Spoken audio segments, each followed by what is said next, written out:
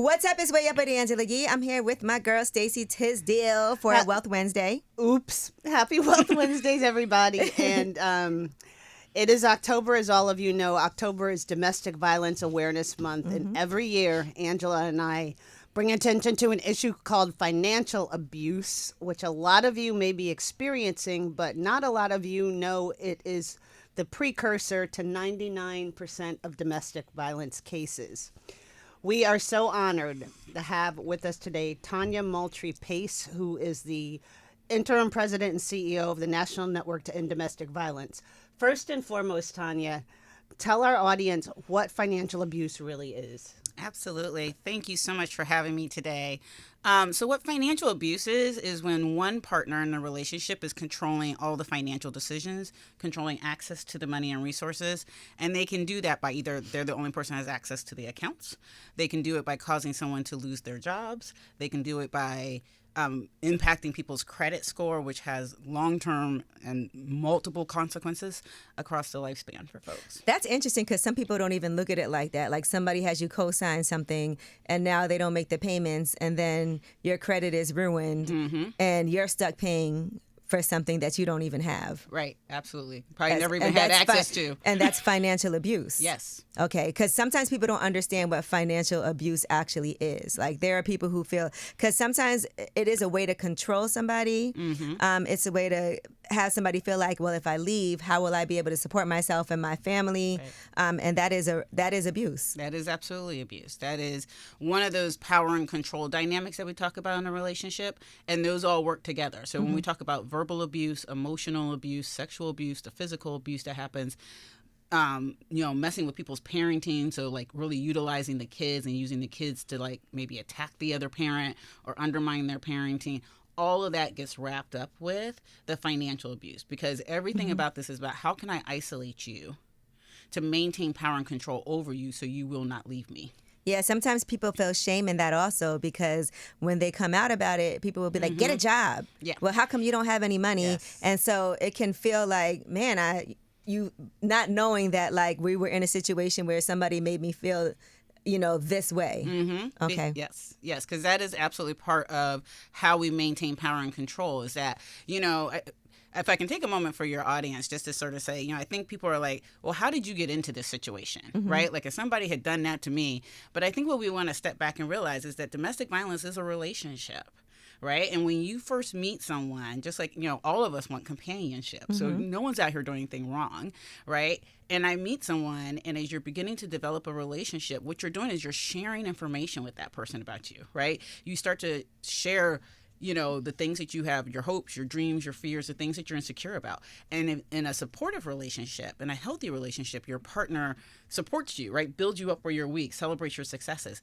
In a domestic violence relationship, what happens is, let's say you've had some financial challenges in the past and you shared that with that person. They now use that against you to harm you, right? And so it's a weapon. It becomes a weapon. And so I think sometimes like looking and being like, oh, like, well, why can't you go get a job? Why can't you do this? I would never be in that situation. I would just say, I think any of us could find ourselves in that situation, because it's just a matter of how am I being vulnerable and sharing information with somebody else who then they decide to use the information as a weapon against me. You and I were speaking, my eyes got open to this issue about 15 years ago. I was on a board in a very, very wealthy community. And that board's mission was domestic violence. And I was stunned by how many of the board members, these are incredibly wealthy women, were abuse victims themselves. So we're going to talk about how crazy this can get. But I also want people to think about when you're in a relationship and someone says, oh, I'll take care of all of the money. Or when you're, in that golden handcuff situation, right? How that quickly spirals into financial abuse. Yeah. So, we talked about credit being ruined, but I think the other thing is just as bad is when somebody doesn't have credit. So just because I've got the big house and I got the big car and I'm living a very affluent lifestyle doesn't mean that I've access to any of that. My name may not even be on that mortgage. Right. I may not have anything. On the deed. Yeah. Right. Exactly. And that's another way that the financial abuse happens. And we do not talk enough about what happens to people who are more affluent or wealthier in terms of the violence that they can be experiencing, because we assume that they're okay because it all looks good and pretty and shiny on the outside. Wow. But it does get really crazy. Tell us about some of the ways in which, particularly messing with you at your job. Yeah, absolutely. So, I mean, if, showing up at your job, constantly calling your job, maybe not even allowing you to go to work, right? So, you're not allowed to leave the house today to go to your job. No, you can't call in and report that you're not coming in, right? So constantly kind of putting your job on that perilous cliff, causing, and even something like not allowing someone to go to school or sabotaging school for someone to be able to better themselves, right? Like, or taking classes and being unsupportive of like, well, if I take these classes online, then I can know. You can't do that, right? Because that means that you're going to think that you're smarter than me or whatever the case is, and you're going to I'm going to lose control. And that's when things begin to escalate, when competitors think that they're losing control. The more you assert your independence, the more they clamp down. Yeah, that is a thing that I think most people also don't understand about domestic violence. As long as the survivor or victim is doing what the batterer wants them to do, everything is fine. Mm-hmm. Now, they're using all these tactics of power and control to maintain them, right? But there's also times when they're really nice to their partner, right? And that's very confusing, right? Because then you're told, like, well, if you just do this, right? And then it's like, oh, okay, well, I did that. My partner is really nice. So if I can keep that up. It's like getting a reward. Right, I get a reward. Right. And then... But the next time I do that, then I get in trouble, right? And so then it feels like it's your fault because if you wouldn't have done this, then I wouldn't have done that. Right. And you start blaming yourself for that. What are some things for people who are listening that are like, maybe I am in that situation? What are some of those signs to know this is a financial abuse situation potentially? If you really don't know what's going on in the family finances, if you don't have a say in terms of what's happening, if you don't have access to the bank accounts or credit cards, if you're the person maybe who's working, but you don't, like, your check goes into your partner's account, that is a sign of financial abuse. If you are in so much debt because of this person and you don't have a way of getting out of it, and they're also doing all these other tactics, right? They're verbally abusive, they're emotionally abusive, they're not supportive, then definitely, I would encourage you, if you are identifying with any of this, to reach out to a local domestic violence program and speak with someone there that can help provide support, education, safety planning, all those kind of things in terms of helping you figure out like what your next steps can be. And one of the other problems is that even if you identify it and want to leave the situation, there are a lot of barriers that come after. Yes. So a lot of barriers. So again, if you don't have good credit, you're not going to be able to probably purchase a car. You may not be able to sign a lease on your own, so you may have to get a co-signer, right? And that's, more people know about your business at that point, which is okay, but it doesn't feel good to have to say that, right? You have to put that information out there and maybe get judged by other people. So it gets bad in that situation. But the other thing that happens is that just because you leave a domestic violence situation does not mean that the violence ends. So if you think about, if it's me and my children and I leave, well, now we've got to figure out custody. And my partner can keep taking me back to court for custody, right? My partner can choose to stop working so they don't have to pay child support. So that financial abuse can continue even post separation. And, eventually I run out of money and I can't keep paying attorney. So what does that mean for the custody of my children? Right. Right. So, I mean, it's the consequences just keep mounting up. Talk about the aspect of this that turns into physical abuse, because that's what was so surprising when I first heard about this. 99%, now the Allstate Foundation is saying 100% of physical domestic violence starts in financial abuse, but 80% of the public isn't even aware that exists. How does this turn into that? So it's just, again, it's a combination of all the different tactics, and the physical abuse is the one that most people are aware of, right? When we talk about domestic violence, physical abuse is the thing that most people tap into. So if my partner hasn't physically harmed me, most people that are in these situations don't even recognize that I'm in an abusive situation. Yeah, my partner says mean things to me, my partner doesn't make me feel good, my partner's controlling the money, but that's not what I see when I watch a Lifetime movie, or when I think about what domestic violence is, right? What I think about is somebody being severely beat or hit or punched.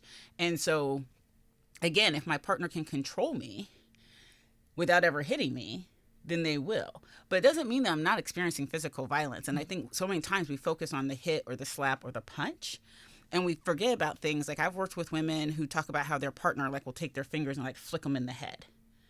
Right? Just flick them in the back of the head, right? Or they'll pinch them or something like that. So there is some physical aspect to probably what's happening in the relationship.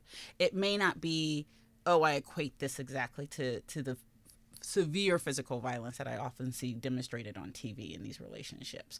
And so paying attention to all of the ways that your partner is interacting with you and not making you feel good about who you are or making you feel afraid, right? I mean, having fear of your partner is not in a healthy, normal relationship. There are times when even being intimate, you may not want to, yes, but you feel like you're pressured or forced to have to do that, even if you're like, I don't want to. Like, yeah. You know, I want to talk about, as we're discussing this, some actionable things. And you have the National Network to End Domestic Violence's Independence Fund. Can you tell us about that? Program, right? Oh, Independence Program. Independence Program. Can you tell us about that? Yes, thank you. This is an amazing program that is so exciting. So this is a program that we've been running for several years. We have helped across the country a little over 1,500 survivors. And what this is a microloan program. There's no fee. There's no cost to it, right? This is, if you're a survivor of domestic violence, we ask that you're working with an advocate at least 3 times, right? Because we want to know that you've got help and support in your community. And we start out with what's called a first step loan, and that's a $100 loan. And we give you that and you pay it back $10 each month. And as long as you're paying, when you pay that back on time, we report that to the 3 credit bureaus. And the reason why we don't want people to pay that off right away is because it takes about 5 to 6 months for us to see an increase in people's credit scores. But what we're seeing is that people can increase their scores up to about 15 points. Right? If you successfully pay that off, then we've now introduced what's called the next step loan. And the next step loan is where you can get it's either a $500 loan or a $1,000 loan. And again, the payments are a little higher, right? So like for the $500 loan, it's a little over $27, like spread over 18 months. And for the $1,000 loan, it's like $41 and some change spread over 24 months. And so the idea is that we want to make positive reports for survivors so that it increases their credit scores through this process. So it's such a wonderful, such a unique program that has helped so many survivors with. You know, we had a mom who had been part of the program and was able to get a $1,000 loan, and her daughter had asthma and severe allergies, and their HVAC system had went out. Ooh. And so and so they were having a really rough time. She was able to get a community grant for $10,000, but it didn't cover the cost of the HVAC. She needed that extra $1,000, and she was able to get that through the Independence Program. And they were able to do, and now her daughter is having significantly better health outcomes. So that's the kind of things that we see happening. And again, people can get, pay off a loan. You can get multiple loans. We had a woman who had 5 different loans with us. And when she started, her credit score was in the 500s. And now her credit score is at 730. Wow, that's empowering. Yes. To know that you don't let a situation knock you down completely. Absolutely. And that, there's things you can do. Yeah, some of the strongest people I know are survivors of domestic violence. Absolutely. You have to be strong. Yes. And to take those steps. It was interesting. I met a woman the other day who was talking about she was leaving a domestic violence situation, and she was living in a shelter. But one of the hardest parts for her was that she couldn't stay there with her kids. I guess the rules is my kids can't be here, and I can't even imagine, what that must be like, and to not know where you can turn and how you can start to, because she was like, I'm trying to figure out what programs are available. How can I try to get, my credit back right so I can get a place so I can be with my kids again too. Yeah. That's really unfortunate. And I would, we still have some programs that still are very much about kids over a certain age can't be in the program. We are working as our domestic violence coalition. So there's every state and territory has a domestic violence coalition. And so I would actually encourage the survivor to reach out to her coalition and find out where else there's resources that will allow her to be with her children while she's in shelter. She can still access, obviously she can still do the Independence Program and start working on building her credit. But we should not be asking people to be separated from their children at these times. Right.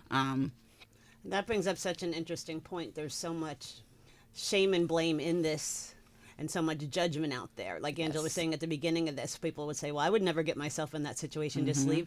Look at the things you're facing, being separated from your children. Yes. And leaving is the thing that escalates the violence. That is when we see the most people killed. That's when we see the greatest amount of harm, is when a survivor finally makes a decision to actually leave the relationship. That is when things become very dangerous. That's when we want people to make sure, are you talking to an advocate? Are you safety planning? What resources do you have? And it doesn't mean everybody has to come to the shelter. Not everybody wants to come to the shelter. When I was a domestic violence advocate, I remember getting a phone call. The woman was in a terrible situation. I was like, okay, well, you can come into the shelter. And she's like, I'm going to a hotel. And I was like, oh, okay. I did not realize that you have resources like that. Like, that's not our normal call and stuff. But I think that, but again, everybody's in different situations. Yeah. And DV programs are there to work with people wherever they are. If you're still in the situation, if you have no plans on leaving the situation, but you want help and support and resources, they're there to do that.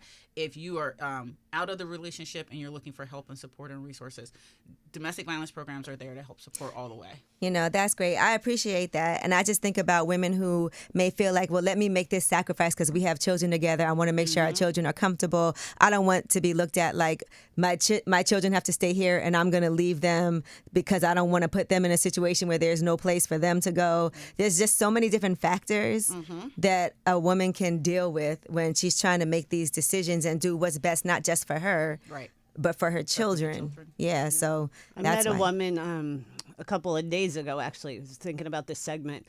And she's it's a mixed race marriage. She's African American and she's married to a white man who's very, very wealthy. They have a child together and his family never accepted her or her children. Very unhappy marriage. And she feels like she can't leave because she doesn't want her child's life to change that dramatically. And and I know so many people in that situation. You feel like you're making a sacrifice for the good of your children. Yeah, you don't, but it's not though. It's hard for people to get their head around, but that lifestyle change for your child is going to be healthier than your child seeing you treated like this. You don't even know what later on, what they are. Kids are so smart. They pick up on so many things. A lot of them are like, I just want my mom to be safe and happy. Yeah. Yes, because and we also know that there is, where we have domestic violence, we often see a lot of child abuse as well. So, if I'm abusing my partner, I may also be abusing the children, which means where we see domestic violence and child abuse, we often see pet abuse. So, no one in the home may be actually really safe. Right. But yeah, how do you make those decisions? Like, if my kid's at this amazing, like, say, private school and they got all these opportunities, and I know if I leave, I don't have access to those resources anymore. And so, yeah, that is how do you help people deal with those decisions? For us in domestic violence, we are very survivor-centered. So it is about what is it that the survivor wants and how do we best help them achieve that while creating safety. And so, for us, it's not for me to tell someone, like, you need to leave, because they're the experts on their own lives, and they're the ones that are going to have to deal with the consequences. Like, I don't know what their partner has threatened. Like, if she leaves, like, what has he said he would do?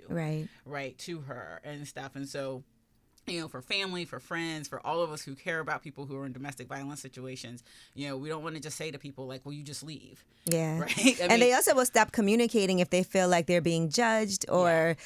Sometimes, like we said earlier, they're ashamed of the situation that they're in, so they don't want anybody to know. But if they feel like they can at least have somebody to talk to that can not say, this is what you need to do, or you got to do this, that's hard, because I know people who have cut people off completely just because they've been like, he's no good, I'm not letting you go back there, you can't be with him, because sometimes that's what, until you are able to do what you need to do for yourself, it can make you cut people off too. It can.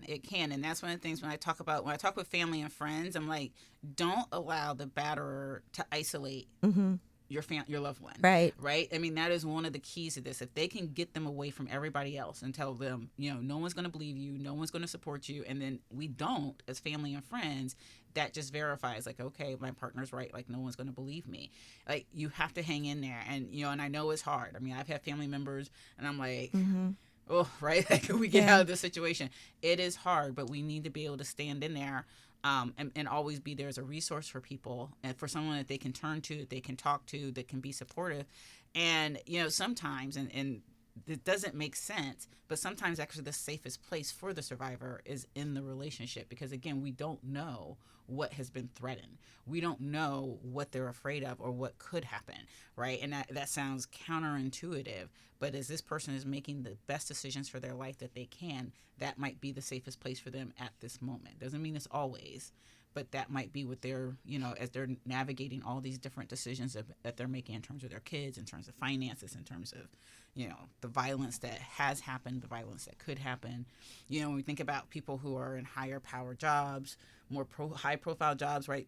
Threatening to ruin somebody's reputation. I mean, we haven't even talked about like the digital world, right? And how that can be used to like destroy your reputation. So you've worked all these years to build this amazing reputation in your career and in your field, and how that could be taken away. Yeah.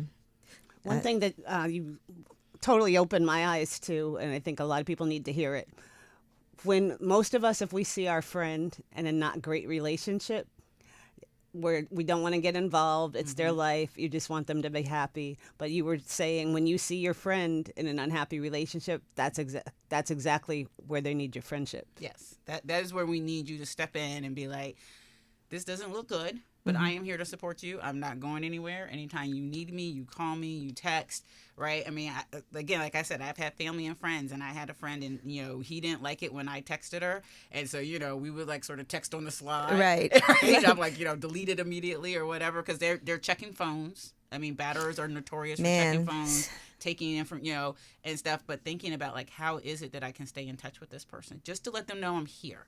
Because when you're in a bad relationship, it's so funny. You have the million people come up to you. Oh God, I'm so glad you finally. And like, dang, well, why didn't you say something? Why didn't Listen, I had a friend who her ex-boyfriend was abusive to her, and he ended up when they got into an argument, sending naked pictures of her to her boss, to her family members, to me. So that's how I woke up and saw it. And when that happened, I called her. She was hysterical, crying, and I told her, we just got to get you a restraining order. And we went to the police station and did it, and she never looked back after that. But prior to that, she was cutting off family members. She was cutting off friends. She was going through a lot of things. I was the one person that she would talk to because I never was judgmental. And, I was just like, whatever you need, let me know. But when she called me that day and he was threatening to take the kids from her, just awful. And I was just very happy. And I told her when we got to the police station, he kept on texting her. And I was like, hey, look, if you have to hit him back, let's at least just get this done. And then after do what you want, but let's at least file this, so it's on record in case he tries to take your kids or do something. At least you've documented that this happened to you. And after that, I'm grateful to God that, she was able to get away. Yeah. When people hear their stories in this conversation, they think they're having financial abuse issues. Where can they go for help?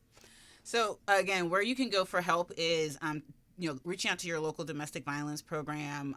They have advocacy. They can also help you with financial safety planning, which means helping you figure out what are my assets, what are my debts, like what is going on, like what paperwork am I trying to figure out how to gather so that I can make some decisions going forward.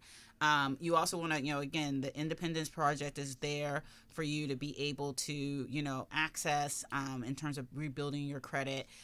We have a whole wide network of advocates, and we do all sorts of things. So we have legal services, and we have counseling, and we have, whatever it is that a survivor needs, we can figure out how to show up for them. And again, if they're not getting what they need at their local level, do not be afraid to reach out to the coalition at the state level to be able to help get that support.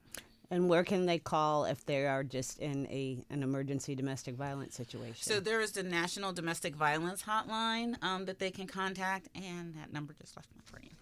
We don't even worry about that. We'll because put it on here. We got you. Everybody follow Wealth Wednesdays on Instagram, and you also our website, teamwealthwednesdays.com, and we're going to make sure today that all of these resources are up there for you, and you are not alone, and this situation can feel so isolating. So thank you. And every year we are going to have this conversation. Right. And more more. Yes. At least. But thank you so much. We appreciate you taking the time today. This is thank you. Amazing for us. Thank you, Tonia. And that's the National Network to End Domestic Violence. You can look to them for resources.